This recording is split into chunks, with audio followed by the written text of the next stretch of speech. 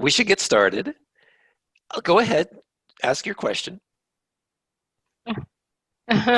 So I read your book. Actually, I printed to, I need to remove this background, but I printed.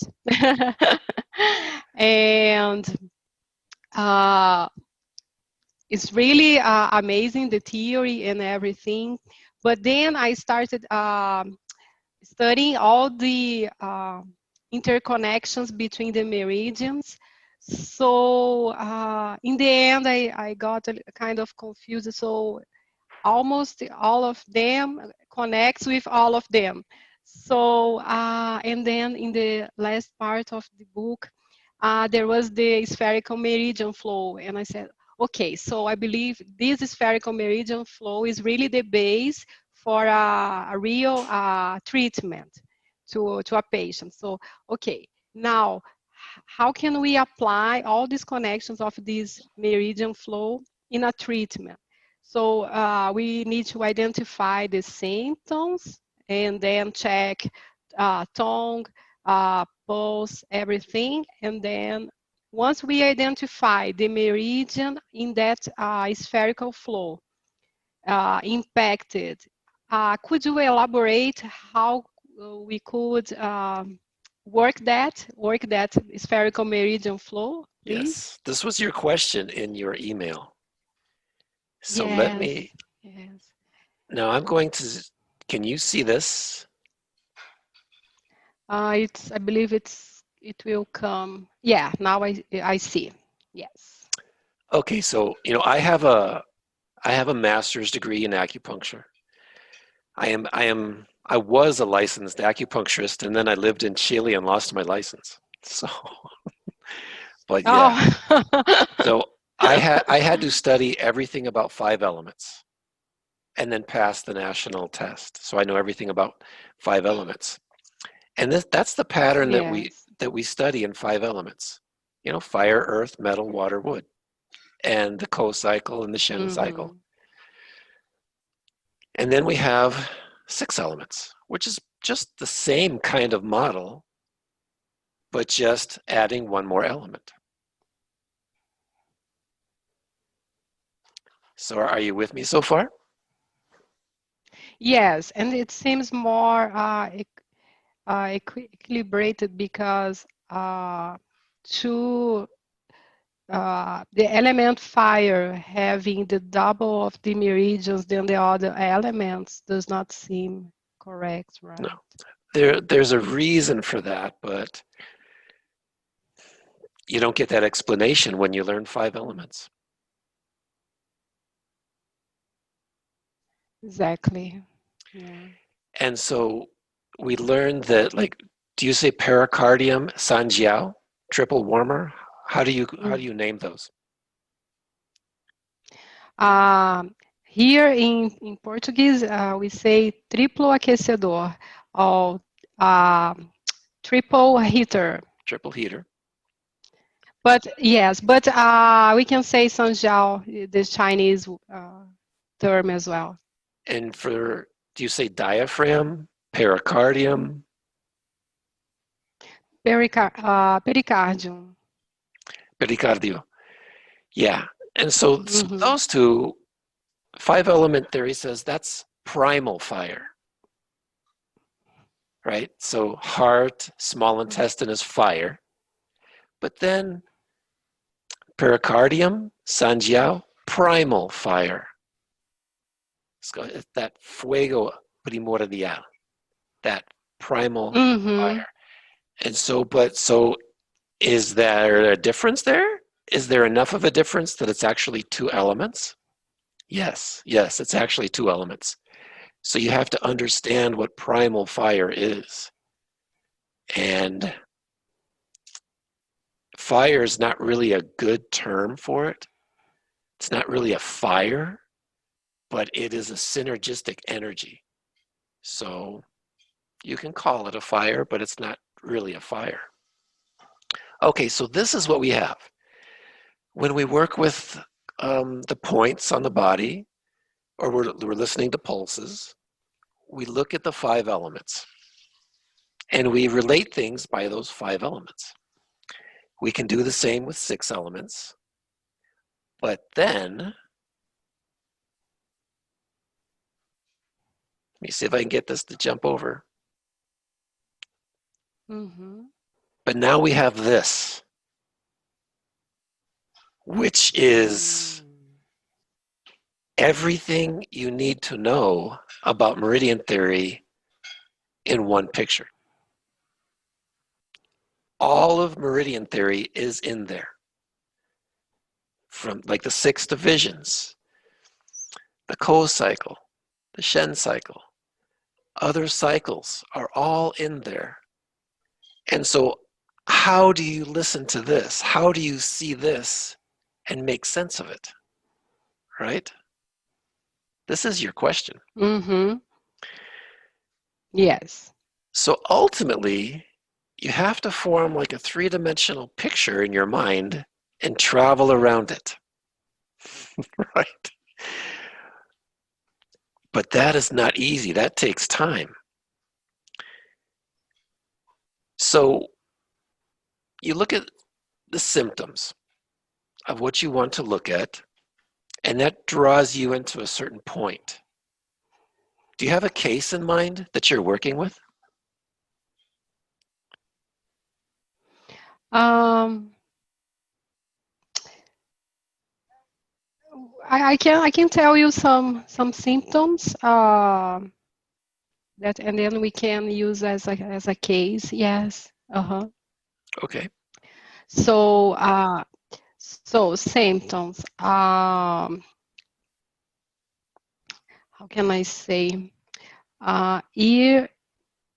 Earrings, zumbido.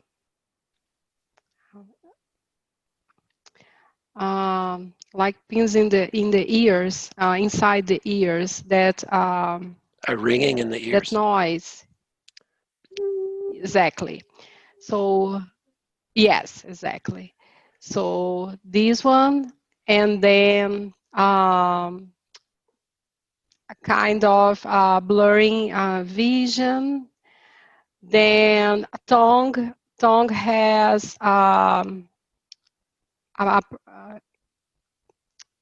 can I say? It's fissured in the middle, in the more or less in the stomach area of the tongue. Kind of it's cut. And then um, pain in the lower back and night sweat. So these are the same, so the symptoms. And how do you look at that? How do you understand those relationships?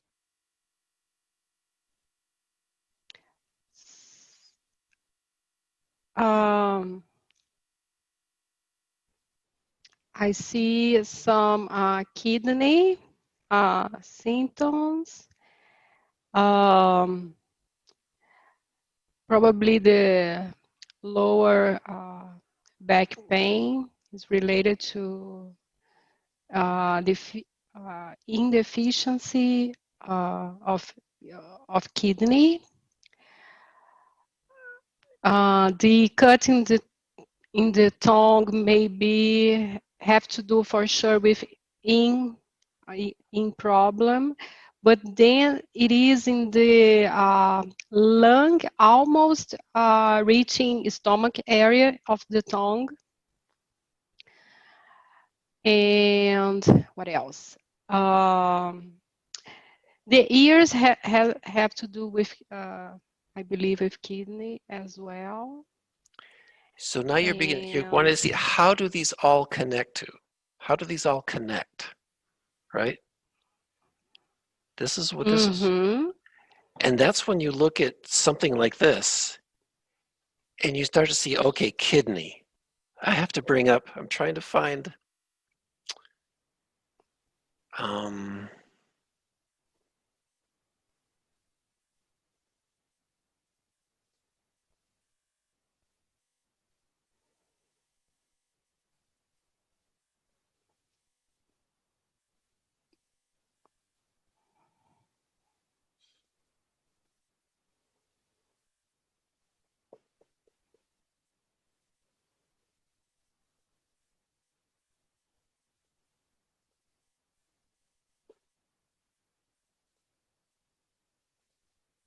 Okay, here.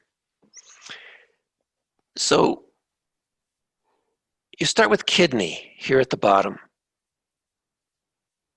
right? And Mm-hmm. you begin to see, how is kidney connecting to the other meridians in this pattern? So give me one other meridian that you can think of in the ear ringing. The kidneys. Mm-hmm. Go ahead.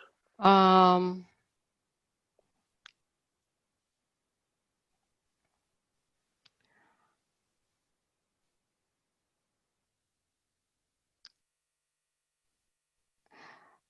if we consider the location,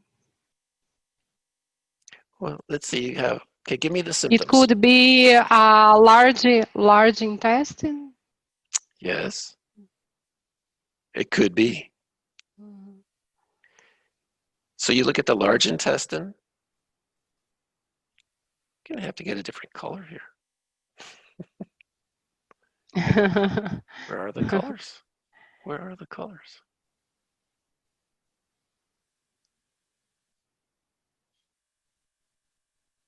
I don't see the colors. Where are the colors? Well, I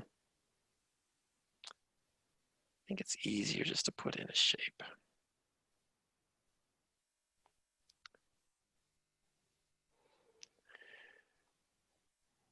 So I'm drawing a line between large intestine and kidney. So you've already got one connection. And on the spherical flow, large intestine feeds into kidney. So it's like the Sheng cycle, where one meridian is feeding and supporting the next. So that's just one aspect of this whole pattern, is that the large intestine is feeding into the kidney.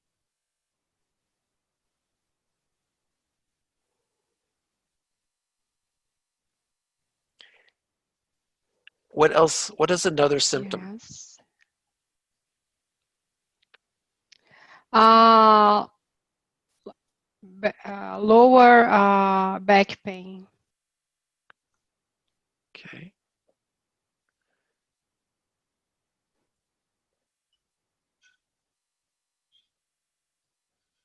Sorry, this is like I'm having Night to. sweat. Go ahead. Night sweat is another.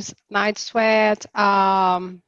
Also, blur vision. Okay. Oh, here we go.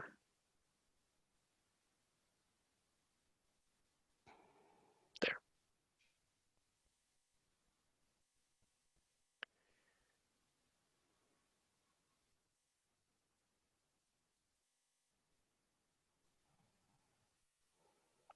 Okay, so that gives a little better to see that line between large intestine and kidney.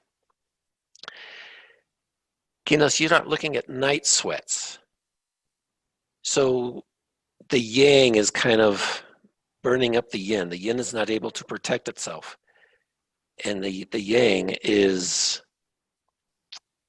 being activated.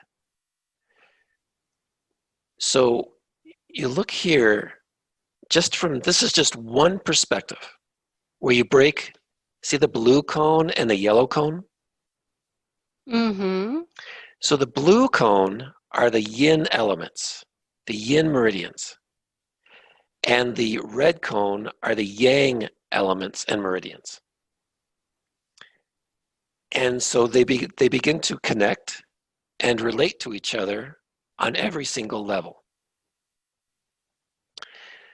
So down here on kidney, imagine kidney has an umbrella, and that umbrella goes around kidney, and there's 5 points on that umbrella.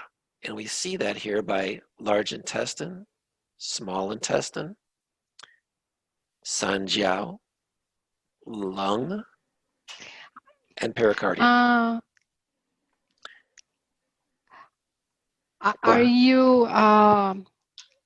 you with your cursor? I believe because I'm seeing the screen with the horoscope, the astrology connections to the meridians. So you don't see what I'm are you looking in at? the same? No, I'm looking at, so you can't see what I'm Because looking. I'm seeing the screen with the zodiac signs in the meridian flow, spherical No, flow. I'm on a different, I'm on a different slide of this Do you have presentation. to? Yes, I just noticed that. Do you have two screens? Let me try something here. Yeah.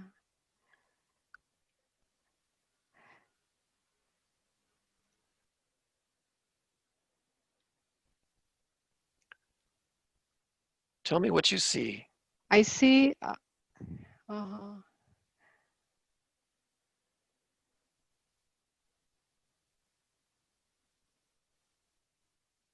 I see the same slide. The same slide. The with the 5 elements and then the zodiac signs. Now save, don't save. Okay, Now what do you see? save. Now just you. Okay, let's go back. Now do you see this? Unify yin yang. Yes, now I see. Okay, I had to move the slide to a completely new presentation. Okay, so now we can talk.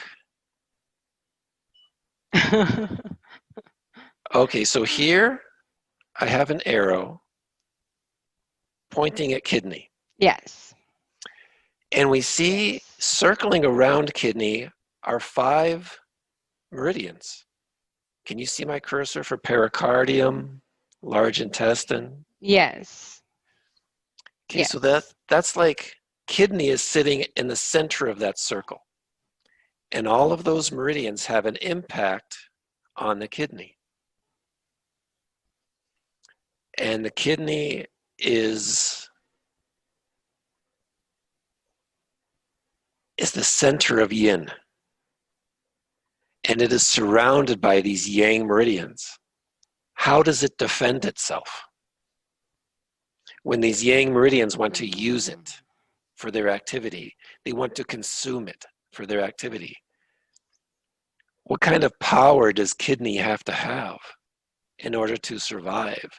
Being surrounded by these aggressive, active yang elements when yin is soft and gentle like water.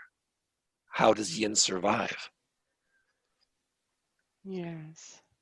And so this, as you begin to see, you get a different view of what kidney is by looking at this model. If you look at the 5-element model, you don't realize where kidney is, that it's surrounded by yang. But that's the nature of kidney's relationships, is that it's surrounded by yang. But it's connected to all of its yin meridians through that cone. So it can grab power from the other blue meridians up above, up in here.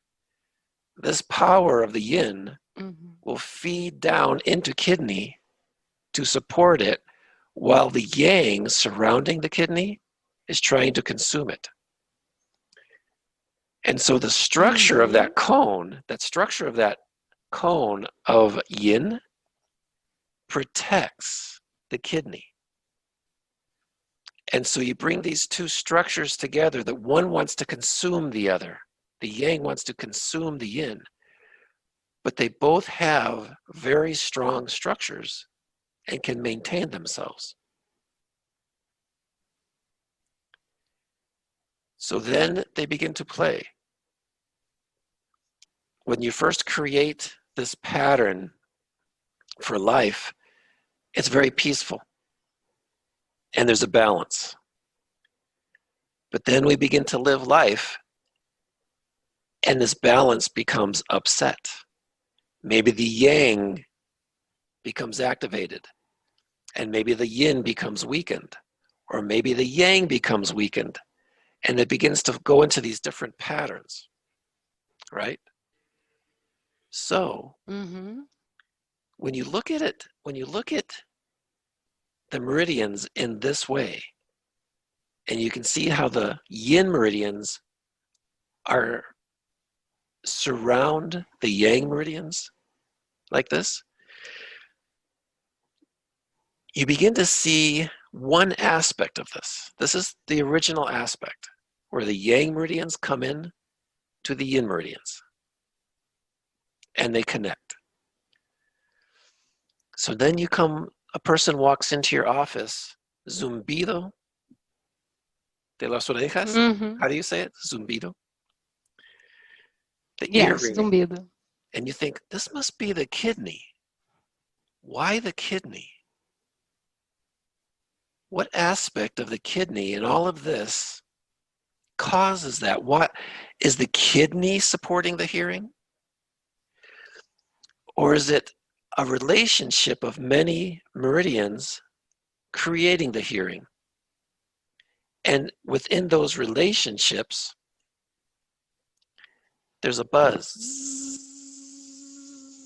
that it's not in balance.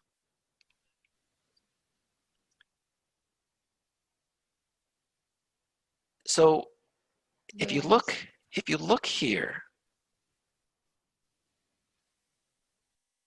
pericardium is right next to kidney.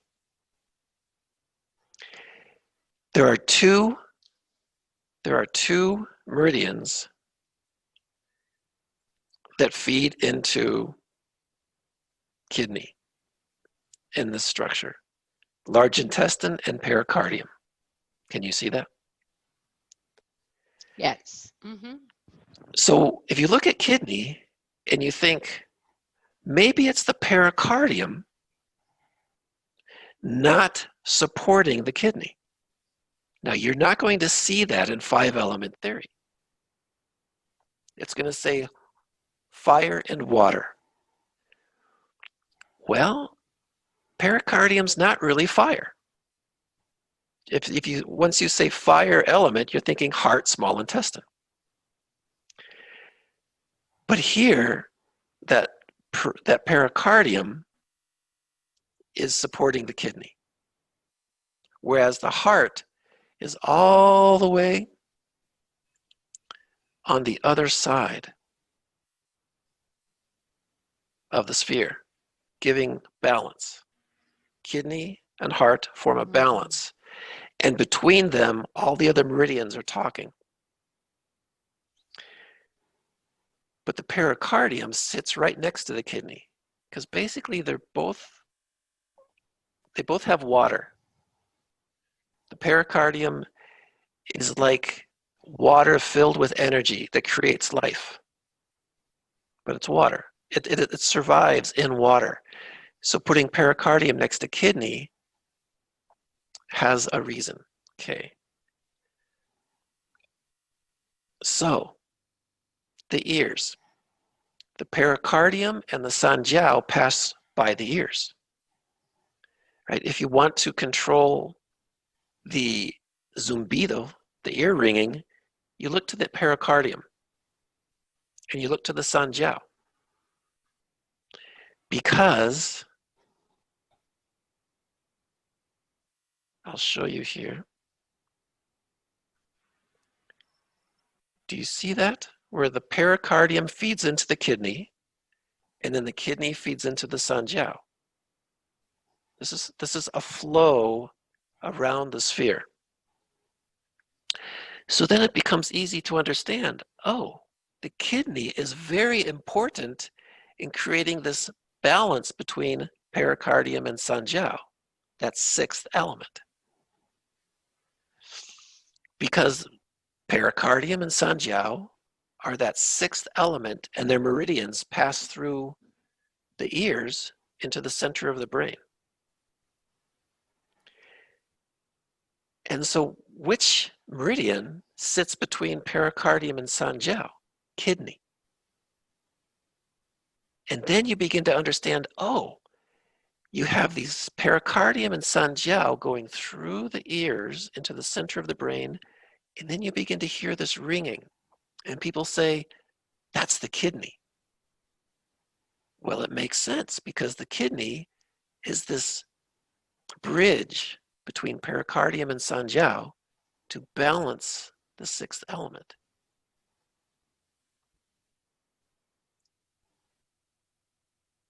Got it. Yeah. And you're not going to see that in five-element theory.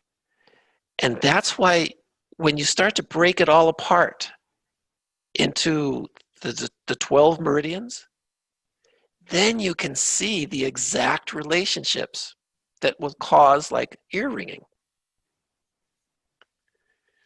That you can identify it. Okay, the problem must be between pericardium, kidney, and sanjiao in this section of the sphere. Because you imagine that there's energy flowing around this sphere from one meridian to the other, to another meridian. It's like this flow of energy flowing around, activating different parts. And then you come to, and then as the energy flows through one section, it gets blocked. Maybe it goes into excess, or it goes into deficiency, or it begins to separate. There's all these different things that can happen. And then you think, okay, this is where the symptom is going to show up. And that's why this spherical flow makes it so easy to see those connections that are causing the symptom, because you can see the specific meridians and how they're relating.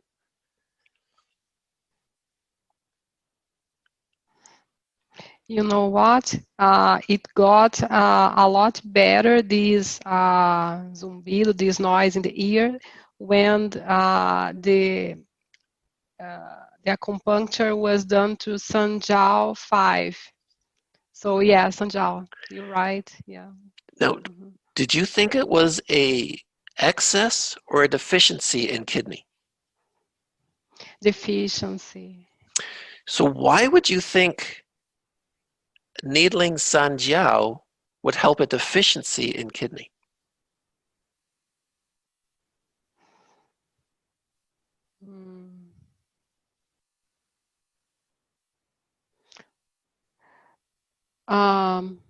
Probably Sanjiao was absorbing too much energy from kidney, making kidney weak. That's one possibility. Exactly. Because in this spherical flow, we can see that there's a direct connection, that sanjiao is pulling energy from the kidney. And so if sanjiao is out of balance, it may be that sanjiao was blocked, which is common in this world when people can't find a balance, that the sanjiao is blocked. And then by being blocked, the kidney can't flow. And so the kidney begins to like water on a dam. You put in a dam, and then the water begins to fill up. And it may be that the kidney was filling full of energy and creating a bzzz. And then you needle sanjiao, you unblock the energy, and then kidney can flow again like it's supposed to. And then that sound relaxes.